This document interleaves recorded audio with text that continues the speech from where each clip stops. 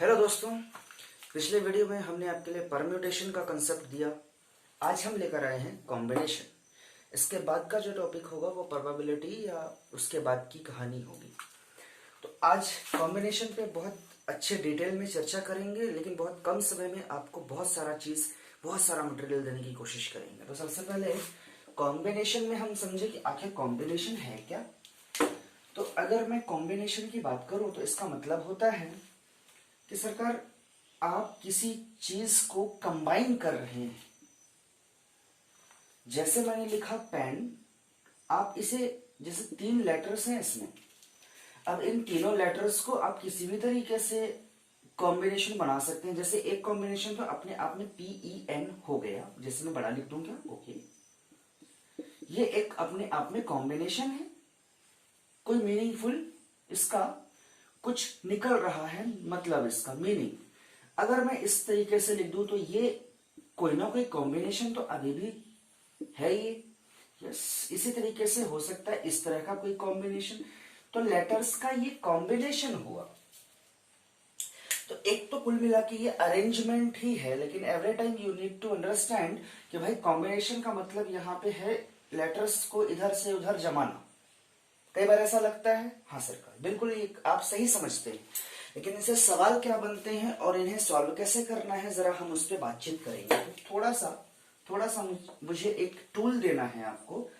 Tool in the sense कि आपको कुछ बात बतानी है, उसका यूज करेंगे हम। जैसे फैक्टोरियल के बारे में आप जानते हैं, ओके सरकार, फैक्टोरियल आप जानते हैं ना, फैक्टोरियल का मीनिंग क्या होता है। इसका सिंबल होता है या तो इस तरीके से कोई नंबर लिख दें, या इस तरीके से कोई इसके अंदर नंबर लिख दें। दोनों का मीनिंग सेम है, नहीं समझे? अच्छा, छोटा लिख दिया, ओके सॉरी सरकार। जैसे मैं कहता हूं फैक्टोरियल 4 या फैक्टोरियल 4, इन दोनों का सेम मीनिंग होता है। अच्छा, मीनिंग सेम होता है, लेकिन होता क्या है, इसका मीनिंग होता है 4 इंटू 3 इंटू 2 इंटू 1। जैसे मैं लिख देता फैक्टोरियल 5, तो आप कहते सर इसका मीनिंग है 5 into 4 into 3 into 2 into 1 up to 1, multiply up to 1। तो इस तरीके से फैक्टोरियल का मीनिंग है ये। अच्छा, ये तो बात समझ में है, लेकिन कुछ फैक्टोरियल की वैल्यूज भी आपको याद रख लेनी चाहिए। कभी कभी आंसर फैक्टोरियल में दिया होता है, इसका यूज कैसे करना है जस्ट इसके बाद मैं 1 मिनट बाद आपको समझाऊंगा एक सवाल के साथ। तो जैसे फैक्टोरियल 1 की वैल्यू होती है 1, फैक्टोरियल 2 की वैल्यू होती है 2, फैक्टोरियल 3 की वैल्यू होती है 6, फैक्टोरियल 4 की वैल्यू होती है सरकार 24, ओके 4। अगर इसी तरीके से मैं दूसरी वैल्यूज भी लिखना चाहूं, भाई आपको कुछ वैल्यूज याद रख लेनी है, मैं बार बार कह रहा हूं। अप टू 7 तक अगर आपने याद रख लिया है तो काम हो जाएगा आपका। अगर अप टू 7 आपने याद रख लिया है तो सरकार काम हो जाएगा। तो इसकी वैल्यू होती है 120। फैक्टोरियल 1 तो 1 ही होता है। अच्छा, 0 आप पूछ सकते हैं मुझसे, एक अलग सी बात है, फैक्टोरियल 0 क्या होता है सर? तो इसकी वैल्यू 1 होती है, ये एक थ्योरम है, इसे याद रख लें ऐसे ही, ओके। फैक्टोरियल 5 की वैल्यू होती है 120, फिर फैक्टोरियल 6 की वैल्यू होती है 720, और फैक्टोरियल 7 की वैल्यू होती है 5040। तो इतना कम से कम याद रखें, इसका स्क्रीनशॉट लें। फिर मैं सवाल पे आता हूं और आपको समझाता हूं कि आखिर आज की बातचीत किस पे बेस्ड है। सरकार, स्क्रीन पे आपको एक सवाल दिख रहा है, उसे पॉज करें और ध्यान से समझें कि क्या कहना चाहता है।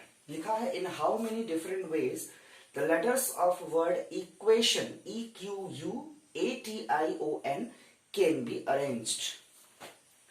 मैंने इस क्वेश्चन को बोर्ड पे भी लिख दिया है आपकी कन्वीनियंस के लिए। तो चले, तो मैं आपसे सवाल मैंने पूछा है कि भाई इक्वेशन जो ये शब्द है कितने लेटर्स का है, जरा काउंट करें तो 1 2 3 4 5 6 7 8 लेटर्स हैं इस एक इन्वर्टेड कॉमा के अंदर जो कुछ भी लिखा है उसमें। इन्हें आप कितने मैनर्स में अरेंज कर सकते हैं, कितने तरीकों से अरेंज कर सकते हैं, लिखा हाउ मेनी डिफरेंट वेज। तो पिछला परम्यूटेशन का वीडियो अगर आपने नहीं देखा है तो उसे जरूर देखें। उसे देखने के बाद इस पे कुछ भी रखा नहीं है सरकार। तो मैं कहता हूं 8 प्लेस पे मुझे वर्क करना है, तो पहले मैं 8 प्लेसेस बना लेता हूं। 1 2 3 4 5 6 7 8। हाँ, तो आप कहेंगे सर कोई कंडीशन तो है नहीं। हाँ, एक बात और है, जैसे बाय डिफॉल्ट यहाँ पे दिया नहीं है कि चीजें रिपीट होनी चाहिए, कोई लेटर रिपीट होगा ऐसा दिया नहीं है, इसका मतलब यहाँ तो रिपीट हो ही नहीं सकता, क्योंकि आपको 8 प्लेस पे ही वर्क करना है, सारे के सारे लेटर्स को यूज करना है। ओके, तो पहली प्लेस पे रखने के लिए मेरे पास इनमें से कुछ भी रख सकता हूं। ओके सरकार, तो मेरे पास 8 तरीके हैं इन्हें फिल करने के। अगर 8 लेटर्स में से मैंने कुछ यहां रख दिया तो फिर मैं अगले पे उसे नहीं रखूंगा, इसका मतलब यहां के लिए मेरे पास सिर्फ 7 तरीके बचते हैं। सरकार यहाँ पे 6, यहाँ पे 5, यहाँ पे 4, यहाँ पे 3, यहाँ पे 2, यहाँ पे 1, इनका मल्टीप्लाई कर लो तो वो होगा आपका आंसर। तो यार ये मल्टीप्लिकेशन भी ना थोड़ा आसान हो जाएगा अगर आप मेरे साथ साथ हैं तो। ये फैक्टोरियल 8 है क्या, है ना। फैक्टोरियल 8 कैसा निकलता है, आप कर लो फैक्टोरियल 7 इंटू 8, तो फैक्टोरियल 7 आपको मैंने बता रखा है 5040 इंटू 8, तो क्या अब आंसर आ जाएगा, अब आंसर आ जाएगा क्या सरकार 40, ये हो गया 320, दिस इज द वेज। तो 40 320 इतने तरीकों से आप इस लेटर को अरेंज कर सकते हैं, इतने मैनर्स में। तो देखो सरकार कॉम्बिनेशन परम्यूटेशन में बहुत ज्यादा डिफरेंस है नहीं। डिफरेंस कहां आता है, आपको ये समझना पड़ेगा कि हम यहाँ रिपीटेशन की बात ही नहीं कर रहे हैं, हमने सब बात कर ली। तो आप अगर लेटर्स को अरेंज करना सीख रहे हैं, ये तरीका अगर आपके समझ में आ रहा है, तो कॉम्बिनेशन के सवाल में कोई दम नहीं है। इसका स्क्रीनशॉट लीजिए, धीरे धीरे मैं आपको इसके करीब लेके जाता हूं।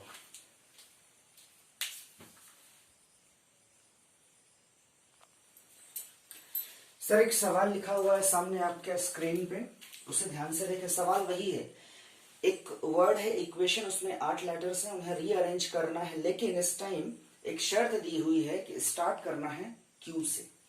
Letter will start with Q. Okay, आपने सवाल पढ़ लिया होगा, मैं उसकी गहराई पे जाता हूं सरकार। 1 2 3 4 5 6 7 8 तरीके हैं, मतलब 8 लेटर्स है ना, हम पहले ही बात कर चुके हैं। 1 2 3 4 5 6 7 8।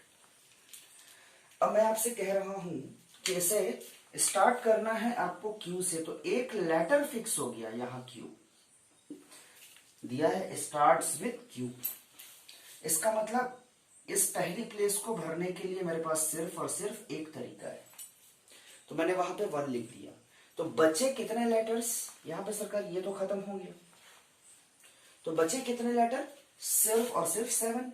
तो यहां पे इस प्लेस के लिए 7, इसके लिए 6, इसके लिए 5, अब आप समझ गए होंगे 4, ये क्या आने वाला है, यस यू आर राइट।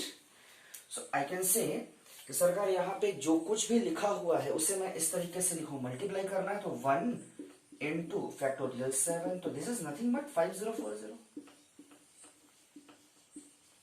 तो 5040 ये आंसर है आपका। इतने तरीकों से हम इसका कॉम्बिनेशन बना सकते हैं, जबकि शुरुआत हो क्यू से हर बार।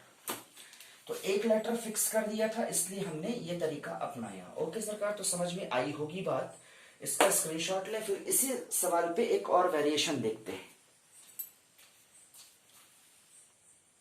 सरकार इस बार सवाल वही है, वही इक्वेशन, लेटर दिए हैं 8, इन्हें अरेंज करना है, लेकिन कंडीशन बदल गई है। इस बार लिखा हुआ है if it starts with consonant.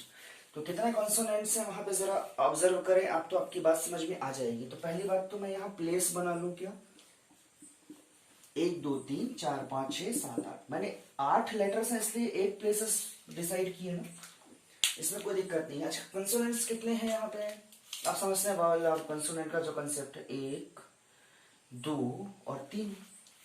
तो क्या क्या है मैं लिख भी देता हूं, Q T N, these are the consonants. मतलब पहली प्लेस पे हमें ये फिक्स कर लेना है। तो पहली प्लेस को फिल करने के 3 तरीके हैं मेरे पास।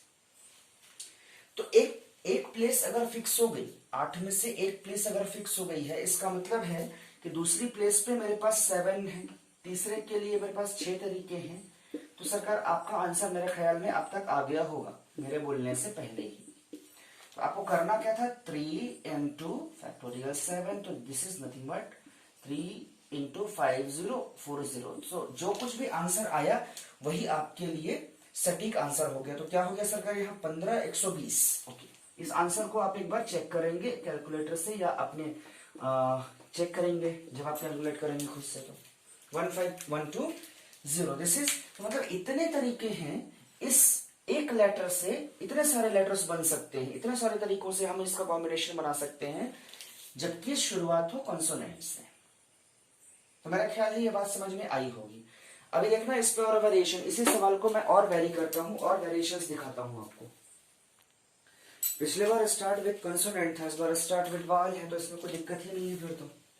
अब तक आपने समझ गए होंगे कि आखिर करना क्या था। मैं अगर डायरेक्ट आंसर लिख दूं तो भी क्या दिक्कत है, जितने वावल हैं मुझे एक प्लेस फिक्स करनी है। इसका मतलब कितना वावल है, काउंट कर लो, 5 है, ए ई आई ओ यू सब है इसमें। तो मैं लिख सकता हूं 5 एक प्लेस फिक्स होगा और into factorial 7, that will be your answer।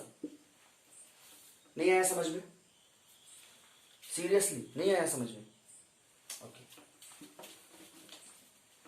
1 2 3 4 5 6 7 8 एक प्लेस बना ली है। पहली प्लेस को आपको फिक्स करना वावल के साथ। तो कितने वावल यहाँ पे अवेलेबल है, सारे के सारे यार 5 वावल हैं यहाँ पे, ए ई आई ओ यू। तो एक प्लेस फिक्स हो गई, तो बाकी के लिए जो बचा वो सब कुछ तो यही होता है ना, हर बार तो यही करते आ रहे हैं हम। तो यही तो हम कह रहे थे कि 5 into factorial 7 directly. So 5 into 5040, this is your answer. जो कुछ भी आया वो आपका आंसर होगा। तो मेरे ख्याल में इसमें कोई दिक्कत नहीं है ना। ओके सर, इसका स्क्रीनशॉट लीजिए जल्दी से। ओके, इस सवाल की हमने पूरी आत्मा निकाल ली है सरकार। मतलब इस सवाल के लिए इतने अत्याचार किए हमने, ये आखिरी अत्याचार इस पे करते हैं, और इसके साथ ही कॉम्बिनेशन का पूरा सिलेबस आपका खत्म हो जाएगा। इतने सवाल जब आप बना लेंगे तो आप समझ जाएंगे सवाल को देखते ही कि इसका आंसर क्या होगा, कैसे बनाएंगे। तो इस बार आपके पास कंडीशन क्या है कि if it starts with consonant and with verb, दोनों एक साथ दे दिया, कमाल हो गया सरकार। वैसे अगर आंसर देखा जाए ना तो आप आराम से इसका आंसर दे सकते हैं। अच्छा, कंसोनेंट कितने थे, 3, वावल कितने हैं, 5। तो मैं पहले तो ऐसा लिख देता, 3 शुरू में होना चाहिए कंसोनेंट, तो कंसोनेंट 3 है, वावल 5 है, 8 में से 2 प्लेस फिक्स हो गए, तो मैं यहाँ पे रख देता हूँ 6। This will be your answer, जो कुछ भी आया। अच्छा, समझ नहीं आया क्या? मैं इसे पूरा सॉल्व करके बता दूं? कमाल है सरकार, साक्षात देवता हैं आप। चलिए, 1 2 3 4 5 6 7 8, बहुत बढ़िया सरकार। यहाँ पे एक स्टार्ट्स विद कंसोनेंट, तो कंसोनेंट तो आखिर QTN ही है, इसके अलावा कोई नहीं है। तो 3 तरीके हैं इसे फिल करने के। अच्छा, आखिरी प्लेस भी हमें फिक्स कर लेनी है वावल के साथ। तो वावल कितने हैं सरकार, 5 है, तो यहाँ पे 5 तरीके हैं आखिरी प्लेस को भरने की। 2 फिक्स हो गई, 2 लेटर्स 2 प्लेस फिक्स बच गए। यहाँ पे कितने हैं सरकार, अब 2 8 में से 2 चले गए, एक ये, एक आखिर में, एक शुरू में। तो सरकार यहाँ तो 6 ही बचने हैं, यहाँ 5 ही बचने हैं, यहाँ 4, यहाँ 3, यहाँ 2, यहाँ 1। इन सबका मल्टीप्लाई करो, आखिर देखो वही आया ना। बीच वाले को आप लिख सकते हो फैक्टोरियल 6, ये है 3 और ये है 5। तो कुल मिला के इसे मैं तरीके से लिख देता हूं, थोड़ा गड़बड़ हो जा रहा है ना। 3 into factorial 6 into 5। So what ever be the answer, भाई 5 3 15 और इंटू फैक्टोरियल 6, तो जो कुछ भी आया वो आपका आंसर होना चाहिए। यहाँ फैक्टोरियल 6 की वैल्यू आप जानते हैं, उसे मल्टीप्लाई कर लेंगे 15 से, that will be your answer. So this is all about combination. तो मेरा ख्याल है कि इतने छोटे ड्यूरेशन में पहली बार कोई ऐसा वीडियो आया है जो आपको समझा पाए कि कॉम्बिनेशन के सवाल आखिर बनते कैसे हैं एग्जामिनेशन में। आप, मेरा दावा है कि कॉम्बिनेशन का कोई भी क्वेश्चन आपसे छूटेगा नहीं। आप चाहे रेलवे और बैंकिंग के एग्जाम के पेपर्स निकाल के देख लीजिए, परम्यूटेशन कॉम्बिनेशन से मैंने सारा कुछ डिस्कस किया है बहुत शॉर्ट ड्यूरेशन में, ट्रिकी तरीके से। मिलते हैं अगले वीडियो के साथ, that will be probability. Okay, so जय हिंद, जय भारत।